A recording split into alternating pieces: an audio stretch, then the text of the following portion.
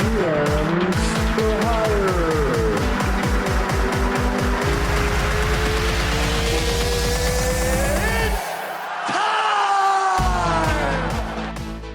What's up, everybody? Welcome back to GMs for Hire. My name is Will Polston. Alongside with me today is Mr. RJ Strope from RJ's Pit Stop, and we are here to bring you the LDS preview, the divisional series preview for the MLB 2020 playoffs.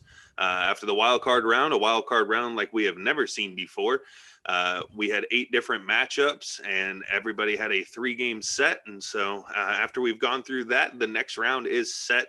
The playoffs have quote unquote officially begun, and we have that preview here for you today. We're going over and starting in the American League divisional series. And actually, before I actually go into any of them, this is interesting to me because this LDS has every single matchup is 2 division rivals. Everybody is facing somebody from their division, which is really interesting to see how it all plays out, which I don't know if that's the first time it's happened in history. I didn't fact check that, but I'm sure that hasn't happened often to where all 4 matchups in the LDS are all divisional round, all divisional opponents. So on that note, we'll go over to the American League, starting with an American League East matchup where the Tampa Bay Rays will be hosting the New York Yankees. After the first wild card round, the Rays looked dominant. The Rays pretty much, the pitching staff put away the Toronto Blue Jays, and they pitched very well. Offense came alive in the second game, able to cap off with 8 runs. And on the flip side, the Yankees, their pitching staff did not look good, allowing a lot of runs in both games. But ultimately, their offense was able to carry them, putting up 12 and I want to say 9 runs in the second game. So very much a heavy offense versus a heavy pitching staff. RJ, what's your first impression whenever you're looking at this series? Well, the first thing I think is I wish this was the ALCS, because I actually think these are the 2 best teams in the American League. I know the Oakland A's impressed a lot of people. I know they're the 2 seed, this and that. But I just think if you asked most people who are the 2 best teams in the American League, I think most people would say Rays and Yankees. You mentioned how it's a division matchup. That's going to be very interesting to watch. Every single one of these series, you know your opponent. There is no way around it. There's no, oh, we haven't seen this pitcher, or, oh, we didn't know how to pitch to this guy. No. Y'all know each other real well. And the Rays and Yankees, sometimes their games get pretty heated. So they are a legitimate rivalry. And the fact that they're going to be playing each other in the postseason, I think that's a great step in building that rivalry. We all know the Red Sox and Yankees is a big rivalry, but without 2004, does it get to what it is now? Like 2004 really shot that rivalry up mainstream to where everybody was interested, not just people on the East Coast. Now with the Rays and Yankees, I know a few weeks ago there was a brawl. I think Chapman was thrown at someone's head. Mm-hmm. I think if we see some more of that emotion and more of that controversy, it could really move this rivalry up into the national spotlight, especially with the Red Sox taking a step back. But you did mention the Yankees bats have come alive. I really like that matchup of the Yankees hitting and the Rays pitching. It's going to be fun to watch it unfold. It's going to go 5, I think, because that is going to be such a close matchup. Yeah, I mean, it's hard to disagree. And as you mentioned, the rivalry really sparking up this season with Aroldis Chapman, as you mentioned, throwing up high and inside to Michael Brousseau earlier in the season. Kevin Cash had some comments. Aaron Boone had some comments. Both locker rooms definitely do not like each other. And as mentioned, with the Red Sox taking a step back, this becomes a very heated rivalry. I mean, these are the 2 top teams, arguably, in the American League. I mean, these are 2 teams that have. The Yankees are obviously always a favorite in multiple scenarios, and even with the Rays being the overall better team record-wise, they're considered the underdog here. The Yankees are still considered favorites to win the series. If the Yankees pitching staff can pitch well, I see why. I mean, but it also, you don't know what Yankees team you're getting. The Yankees team has been very streaky throughout the season. They've been hot and cold. Right now, the bats are hot. And if those bats are hot, they're a very dangerous team because those people, Luke Voit, Gleyber Torres, Stanton, Judge, LeMahieu, I mean, these are all names that can carry an offense. And they just happen to all be on the same team. So, yeah, I don't see where this game. I don't see where the series doesn't go 5. I'll be utterly shocked if this doesn't go 5. I think this is probably the most even match in between all four matchups between the ALDS and the NLDS. I see 5 games, but ultimately at the end of the day, if I have to go with a team, I'm going to go with the Rays. I've always figured that good pitching beats good hitting. If you have the right movement, if you have the right pitches, and you're just on that day, I mean, you get shut down. It's just the ultimate ending of it.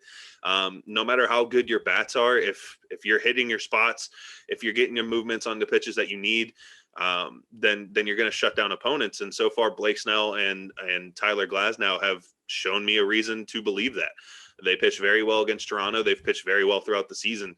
And that bullpen is very criminally underrated, led by Nick Anderson. So don't be shocked to see the Rays pull it out. Don't be shocked to see the Yankees pull it out. This is, as podcasters trying to make an assumption, I mean, this is a very hard one to call. We're not pros. We're not analysts. We're not anything such as that. But if I had to pick a team, I'm going with the Rays. I know you said it's going to go 5. Who's the team that you're going with, though? I am ultimately going to go with the Rays just because when it gets to a game 5, I just think the Rays are going to have more depth with the pitching. And I do think they can get to the Yankees and not shut that lineup down because you mentioned the cast of characters they've got. No one's going to shut them down. But if you can just be good enough, and I think Tampa's pitching can be good enough in this series where they beat the Yankees in 5. Fair enough. So both of us going with the Yankees, or not going with the Rays in a 5-game set, overtaking the Yankees, though they are considered the favorite to win the series. But that brings us to the next American League divisional series matchup. And this one has a little bit of heated rivalry to it, too. The Athletics hosting the Houston Astros. The last time we saw these two match up, Ramon Laureano went full speed ahead towards the Astros dugout. Tried to take out a hitting coach or a bench coach, whatever his title is, tried to throw a couple punches on him, managed to whiff. Luckily, a couple of players a couple of coaches in the organization for the Astros got right in front of him and stopped that from happening. Unfortunate for the rest of us, but very good for the Astros. And the Astros looked shockingly well in their first series against the Twins. Held the Twins a very, very heavy offensive lineup to 2 runs. 1 run in each game. And we were talking about how pitching is going to play a big part. And we didn't believe in the Astros pitching staff in the first round, and they showed out. I mean, they played very well. Able to hold it out, while the A's are one of only 2 series in the wild card round to go 3 games. After being stipended by a Lucas Giolito performance from the Chicago White Sox, they were able to come back and reverse sweep the Chicago White Sox and able to take the next 2 games by a score of 5-3 and then 6-4, capped off on the final game by a Sean Murphy home run. A very good performance from the A's to show resiliency and to make their way back. But whenever you look at this pitching staff for the A's, and I hate to do this, but whenever you look into the pitching staff of the A's, they have Chris Bassett. And Chris Bassett has been phenomenal this season. He has been absolutely disgusting. But the thing is, he's going to have to go up against a number 1, and that always, being Chris Bassett, it's not fun to put your aces up against each other, because after the ace of the A's, they don't have much. I mean, they went with Mike Fiers in game 3, and he only managed to go an inning and 2/3. That's not okay. You can't have that in a 5-game series. They got lucky in a 3-game series that their bullpen was able to hold it down and their offense was able to show up. They also, for the White Sox, Crochet ended up getting hurt in the series, so they didn't have to see him, and he's been one of the more electric arms for the White Sox so far in the bullpen since being called up. I hate to do it, but I'm going with the Astros in this. shocking. The 6 seed's going to carry all the way into the American League Championship Series, but I don't see a world in which the bats are going to be shut down by this Athletics pitching staff. I don't think they have the firepower to do it, and I feel that, unfortunately, as much as we want to try to demine the Houston Astros, I don't know if we can do it in this case. I'd be shocked to see it go 5. Honestly, I'd honestly go Astros in 4. Damn. Well, this is going to be a boring episode if we just keep agreeing on everything. Yeah, I really like Houston in this one also, in 4 games also. Everything I said about the Rays and Yankees being a rivalry and being heated and this and that, yeah, copy and paste, because you already mentioned how there was a huge brawl between the A's and the Astros earlier in the season where, yeah, the A's pitcher tried to fight the whole Astros team. I loved that. It was fun. Before the season even started, before we knew anything about, Corona and this and that, I was telling someone this Astros team could be really, really good for the MLB. And by that, I mean the MLB really doesn't have much controversy. Their ratings are just not standing up with the NFL and the NBA and those leagues.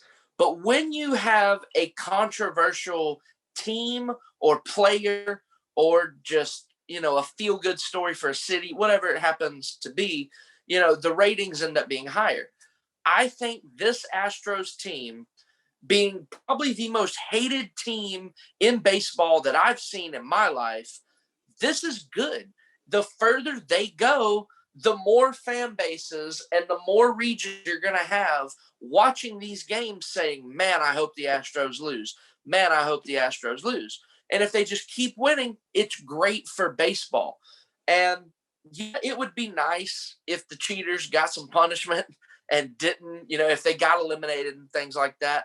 But Major League Baseball has to be rooting for Houston to beat Oakland.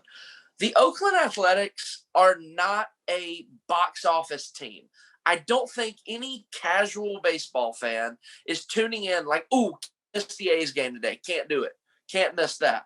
Like, no one, you have to be a serious baseball fan to care about the Oakland Athletics. Like, that's the way it is. Also, let's not forget here, if the Houston Astros can beat Oakland, they're going to play either the Tampa Bay Rays, who they may or may not have known Tyler Glasnow's pitches last year in the playoffs, and there may or may not be some controversy behind that, or they're going to play against the New York Yankees.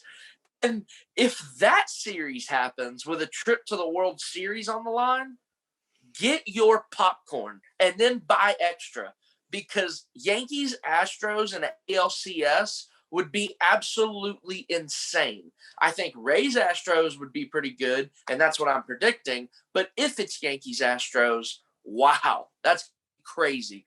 In my opinion, the MLB cannot have the Oakland A's win this series. I don't think anybody wants to see that. What I do want to see is those bright green jerseys with the little elephant on the sleeve. I love those jerseys, but I don't want to watch them in the ALCS. I don't care about them at all. It's definitely true whenever you think about the Oakland Athletics. I think the casual fan doesn't exactly know why the Athletics are so good. And frankly, as a guy whose baseball is my favorite sport, I don't get why the Athletics are so good. They have a couple of decent names in their lineup. Sure, Ramon Laureano, Matt Olson, Matt Chapman, even though Matt Chapman's not there right now. But I couldn't tell you a reason why their pitching staff can hold up. Sean Manaea's okay. Mike Fiers is great for one no-hitter a year, but other than that, he's garbage. Chris Bassett had an amazing year this year. Big props to him. And then Liam Hendricks out of the bullpen is a stud. But other than that, like having a good bullpen arm, one, and then having one good starter, like it doesn't sound like a recipe for success, but for some reason it's working for him. And yeah, I'm right there with you. I don't see in which a way where MLB is going to profit from the Oakland Athletics moving on. It's not anywhere that I think, I've lived in multiple states, and I don't think I've ever ran into a genuine Oakland Athletics fan. Houston Astros fans are starting to pop up. I mean, sure, it could be a bandwagon thing, but I know for a fact I've ran into an Astros fan, especially being a Cardinal fan because they used to be in our division. So I've met my fair share of Astros fans. Again, never met a genuine Oakland Athletics fan. If you are one and you're watching this video, please feel free to comment in the video why. Because if you're not from Oakland, I'll be shocked. But yeah, like I don't think this would be good for baseball. And as you mentioned, the Houston Astros have become like the evil empire of the MLB. Everybody thought originally it was the New York Yankees, and people only hated the Yankees because they could pay their way through a victory. And now at least there's a reason to hate a team. Sure, that team has more money than you, but suck it up, Buttercup. Like that's just how things are. Houston Astros deliberately cheated to get a victory and ultimately a World Series title. And so now they become the team everybody hates. They become the ultimate heel of the MLB. And it would be amazing just because people have to be tuning in and going, when is this team going to lose? Like, and you know, and everybody wins when the Astros lose. And so, yeah, it would be nice to see the Astros move on just to make it to the championship series because that's going to bring up some buzz for baseball. I can already see the memes going on saying that they're cheating again. But we'll be excited to see what happens. This is a series that I think has a lot of unfortunately, I don't think this has much implication, but if the Astros can pull it off, it becomes a very interesting ALCS because as you mentioned, those matchups are going to be great because we had the Rays and the Astros last season in which the Rays were a top team. And you would think that the pitching staff of the Rays was going to be able to hold them off, but then they looked pretty incompetent. I mean, the offense for the Astros was all over the place. Could that be because they were tipping pitches? Probably. But, you know, we don't know. And then the New York Yankees have a lineup that could clobber anybody. It doesn't matter. They have the potential to go off for 15 runs a game. So it'll be interesting to see what exactly happens in the American League. Going over to the National League, going to start with your boys over there in red. The Atlanta Braves are going to be taking on the Miami Marlins. I said that right. And so starting with the Atlanta Braves, man, we said that pitching was going to be the kryptonite for the Atlanta Braves. And we were wrong. What was it? You went 13 innings in the first game and then 9 innings in the second. So 22 innings of shutout baseball by the Braves pitching staff. Something we didn't expect. I don't even know if RJ expected that kind of shutout pitching from his team. Obviously, we were saying that this was a pitching versus hitting matchup similar to the Rays Yankees this round. But man, that Braves pitching staff looked absolutely phenomenal. Took a 1-0 game into the 13th inning into the first one. And then I want to say you got, 5-0 in the second game that you capped off against the Reds, held the Reds to like 2 hits. They blew up in the 8th inning and started scoring a bunch of runs. Cincinnati looked pitiful. One of all 4 Central teams that did not move on. And speaking of pitiful, the Chicago Cubs are sad. Let me put in a little clip from the last episode in which I totally gave the Cubs way too much credit. I'll edit that in right here. 2 names you need to know, Kyle Hendricks and Yu Darvish. And that's exactly who you're going to see, and that's exactly who's going to shut down that lineup. So it's going to be a very low-scoring affair for Miami. I'd be bold enough to say that they're going to get shut out both games. So I'm a fucking idiot. So I predicting that Hendricks and Darvish were going to show up and just absolutely lock down the Miami Marlins offense. Apparently, I don't know what I'm talking about. The Cubs were held to 1 run between both games. They lost 5-1 in the first game and then got blanked by the Marlins 2-0 in the second game by Sixto Sanchez starting performance. Shout out to the Miami Marlins for absolutely crushing expectations. But when you look at this series, I think this is probably the least eye-appealing series just because the Miami Marlins.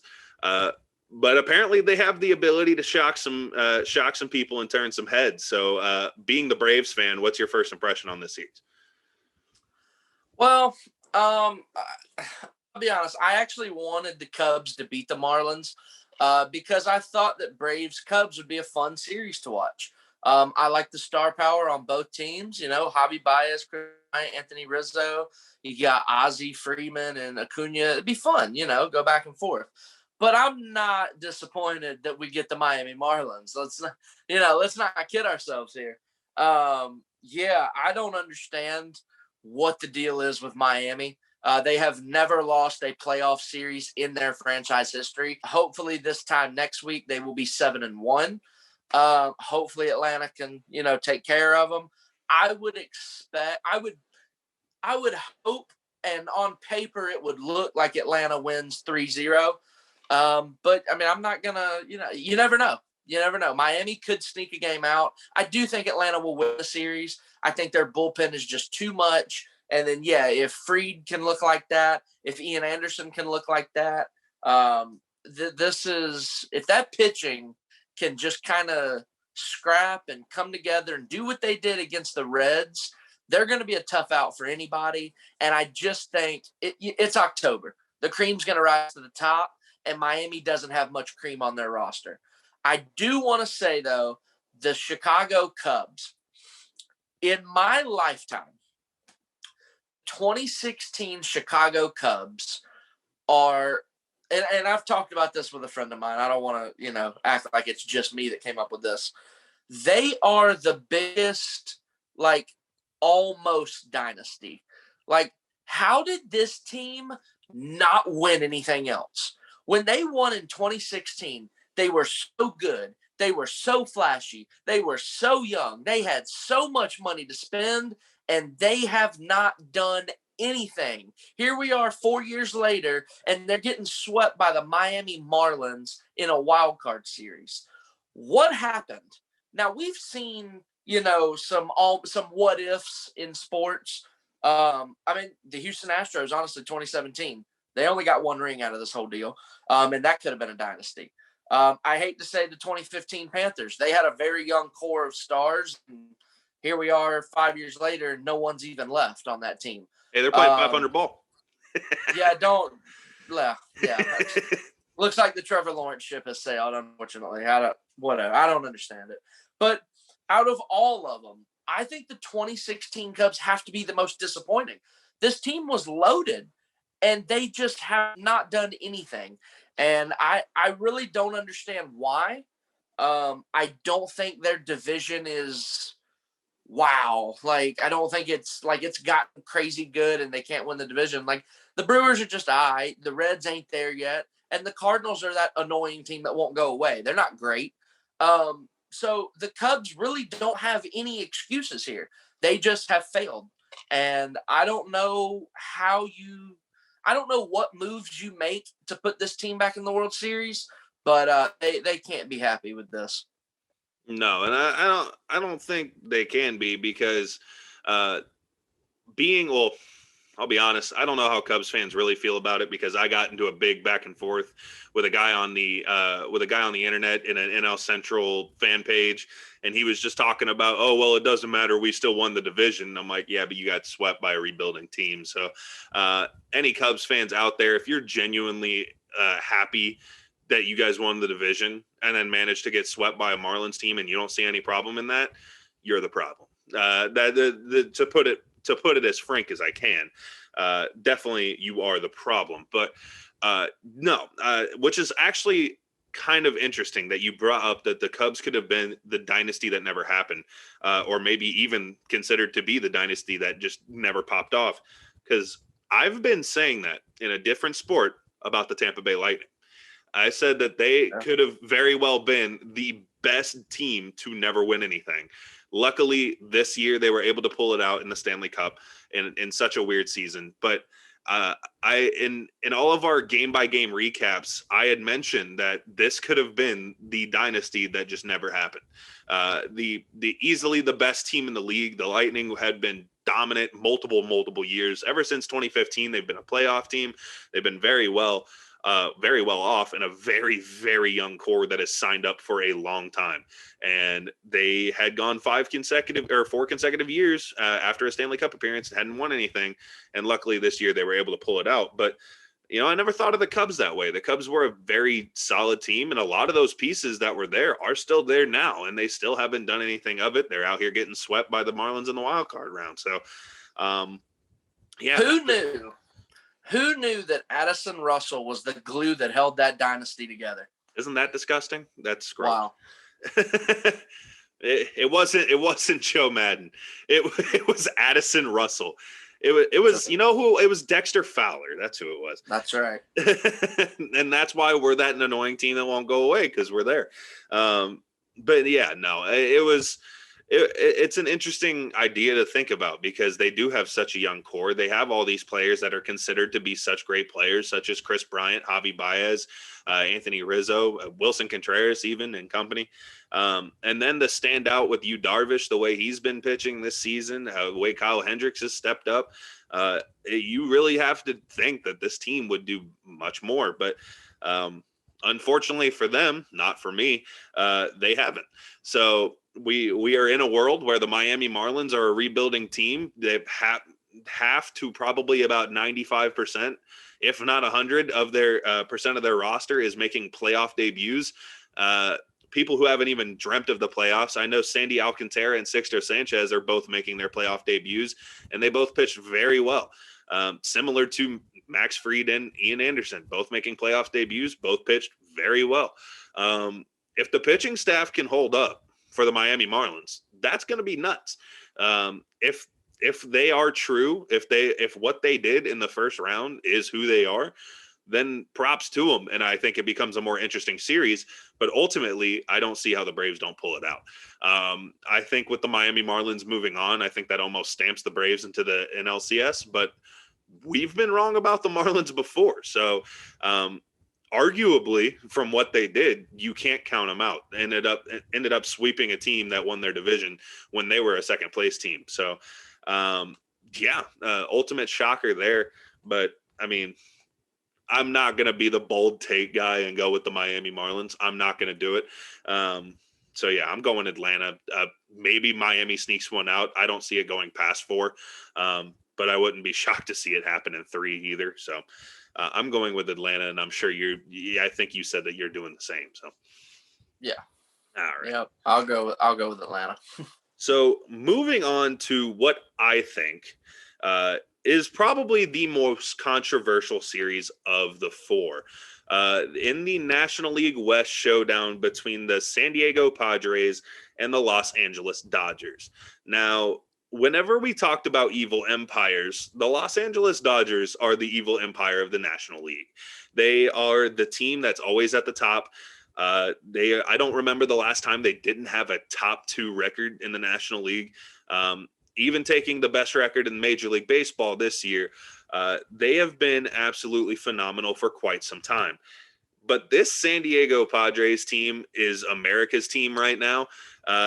Unfortunately for my team, we had to face them in the first round. It couldn't have gone much worse, I don't think. To give you a quick recap, the Dodgers were able to sweep out the Brewers in 2 games.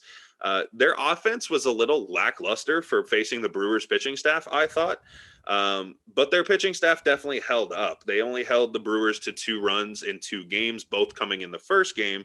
But they were only able to they won 4-2 in the first game and 3-0 in the second.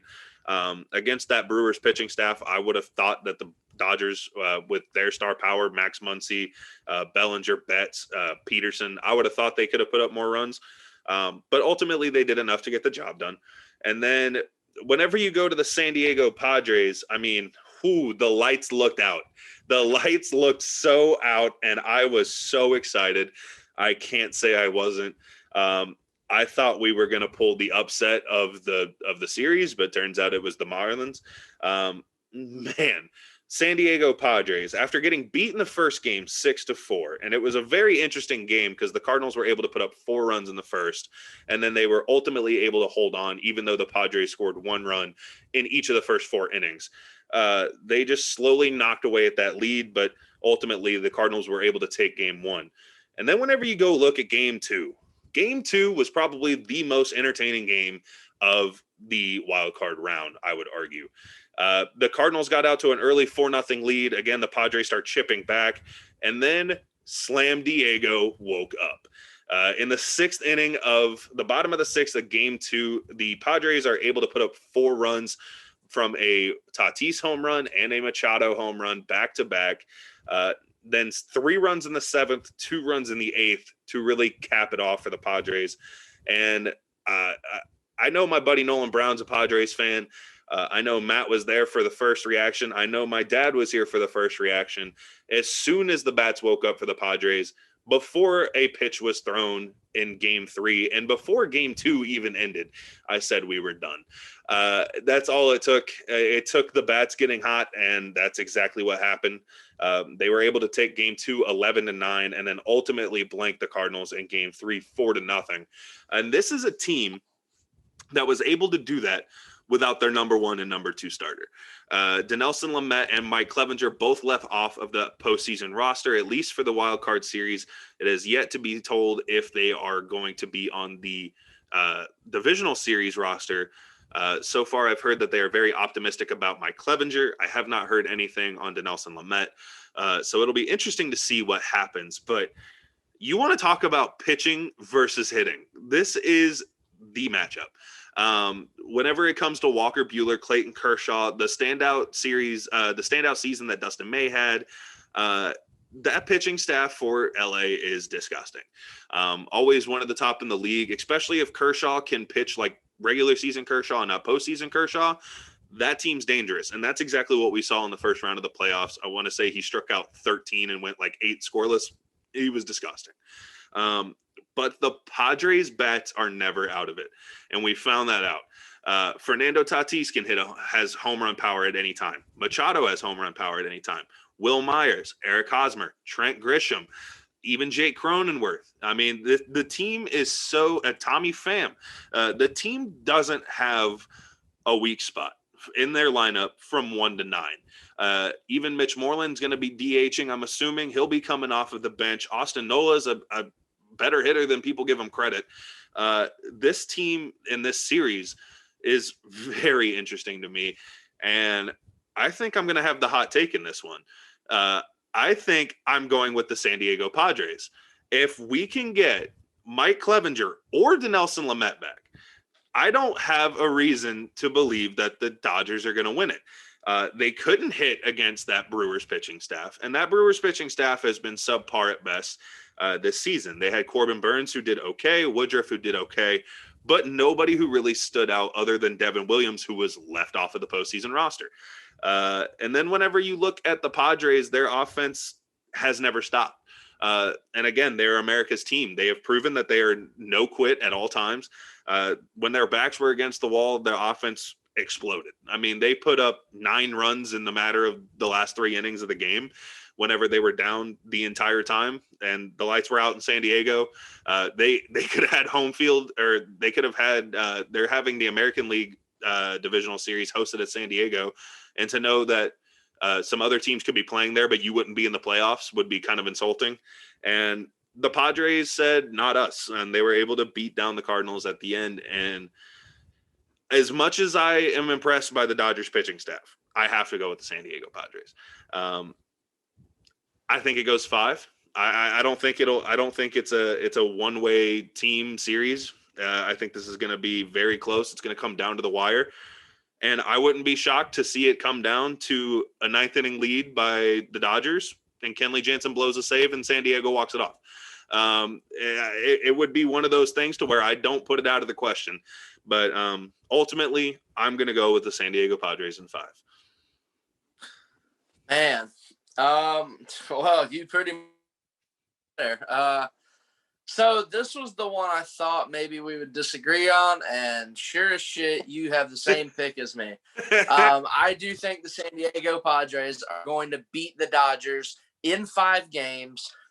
You mentioned it. San Diego right now is America's team, or Slam Diego, sorry. Slam Diego is America's team right now. They have America's next superstar with Fernando Tatis. This team is just straight up fun to watch. You mentioned Tatis, Will Myers, Manny, whoever. A different night, it's going to be a different guy that balls out. And we're almost expecting something from the Dodgers, right? Because here's this team, the mighty Dodgers. They've won 7 straight division titles, and they've been to the NLCS. They've been to the World Series. They just can't get it done. And why is that? I don't know. Apparently, people in LA don't know either. The Dodgers will find a way to choke. We have seen it year after year after year in the postseason.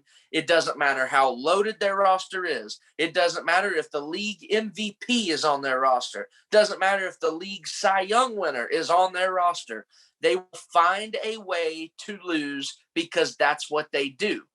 And here comes little old San Diego that I thought would be good this year. The rest of you guys were a little hesitant on them. I was all in on San Diego. I had all my chips pushed in. I said the Padres are going to be good this year. I didn't think they'd be this good, but I do think they are going to knock the Dodgers out. They're going to go to the NLCS against the Atlanta Braves. And you want to talk about a fun box office series? Get your popcorn. A lot of people talk about experience in the playoffs, and that could serve the Dodgers well, but I don't necessarily buy that. The Padres don't have a lot of guys that have postseason experience, but sometimes it's almost you don't know what you don't know, and sometimes not knowing is better. You mentioned how Clayton Kershaw does not have a good track record in the postseason. You've got a Dodgers team that doesn't have a good track record in winning the big games. Here come the Padres. They don't know any better. They just know ball. They just play ball, and they win. And I think they're going to win against the Dodgers. And I do think it's going to go 5. I think it's going to be a very fun series. But I do think the Padres will upset the Dodgers. And then what do you do if you are the general manager of the Dodgers? You have a great team. You've got a good coaching staff, the pitching, the hitting.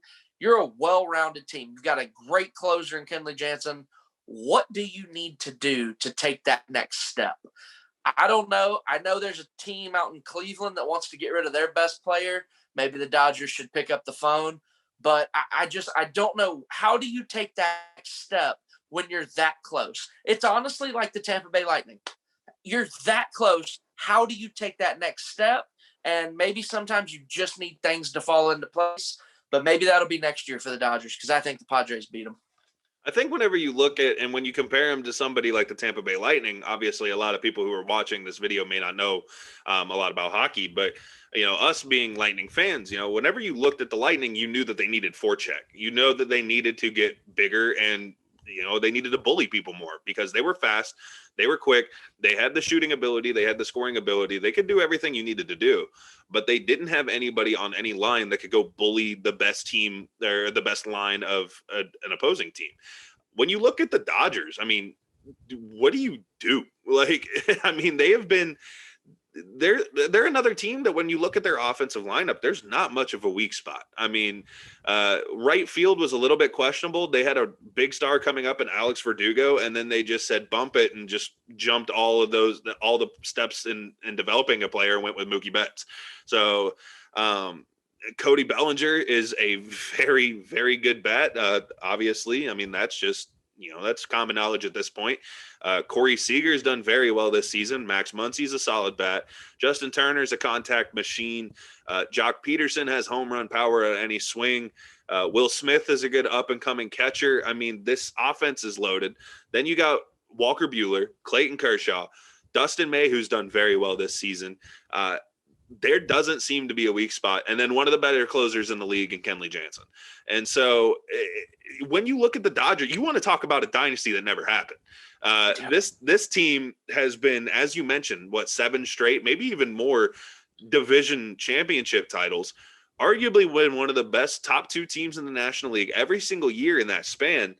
And they never win. I mean, it's almost to the point where I don't even think about it. Like, I haven't considered the Dodgers.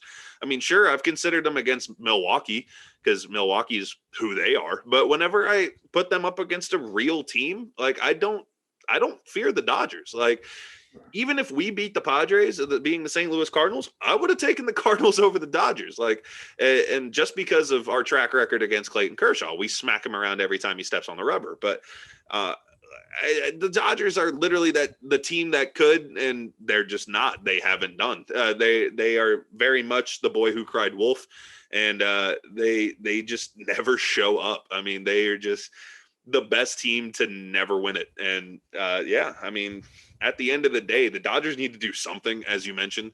But how much star power can you bring in and then not win something, and somebody doesn't expect something's wrong?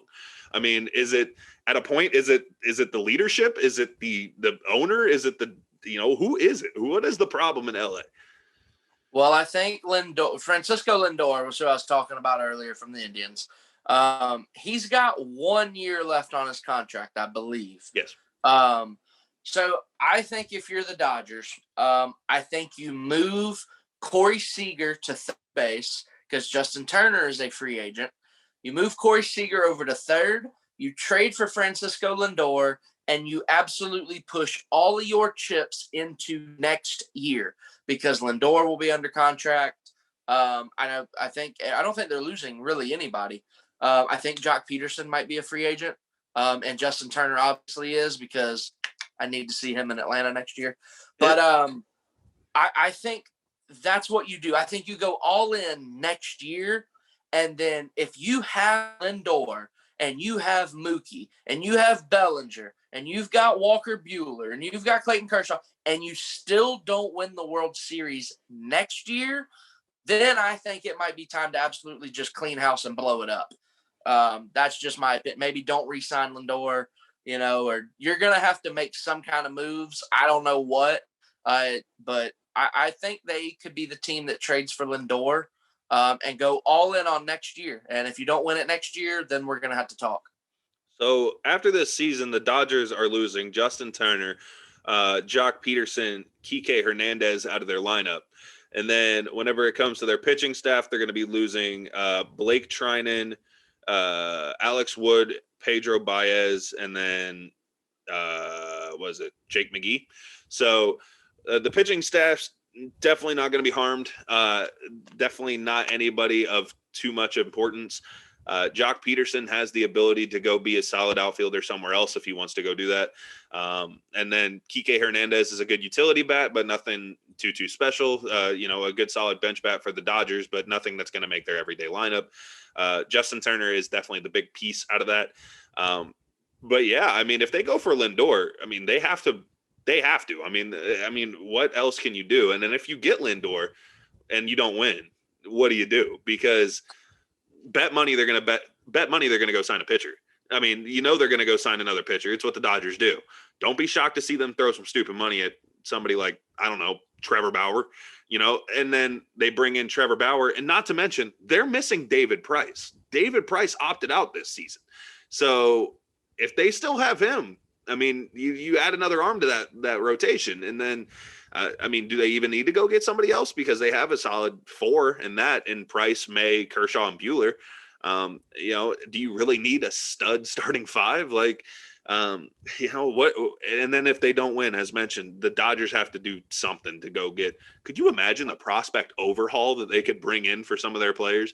I mean, they could just blow up and be another dynasty again in 2030 and still suck because they're never going to win it. But until then, I mean, I guess until the Dodgers win it all, I don't believe in this organization. I feel like there's got to be something wrong internally because on paper, they're arguably the best team in Major League Baseball. And they have the ability to be, on the field. They don't have that many weak points, but I don't know. Something tells me in San Diego, just because America's team, just because they don't quit. And as you mentioned, kind of like ignorance is bliss. They have the ability to just kind of turn off all the thoughts and be like, dude, we just got to go play baseball, And I mean, they play baseball very well. They have the ability to, as mentioned, they have home run power everywhere. And if I'm not mistaken, they're going to be in Arlington. And hey, they became America's team in Arlington when Tatis hit that grand salami opposite field. So a good place for San Diego, where it all really got started, to be honest. So it'll be great to watch. I think the offseason, or not the offseason, but the trade line acquisitions for the San Diego Padres have put them above and beyond what anybody thought they were going to be this season. Clevenger, Nola, I mean, the list goes on. Moreland.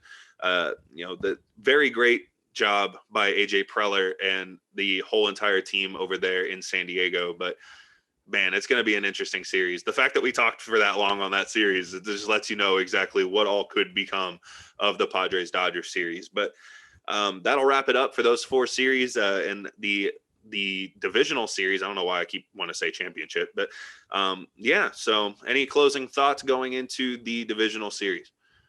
I will say when everything gets back to normal, we play 162 games again.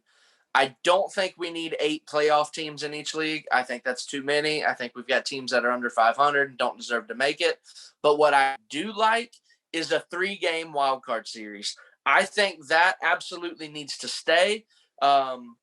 Baseball is a game of series. You play 162 games. It should not come down to a 1-game playoff. You need a 3-game series in the wild card round. I hope that's here to stay because I loved it. I thought it was great. I want to see that going forward.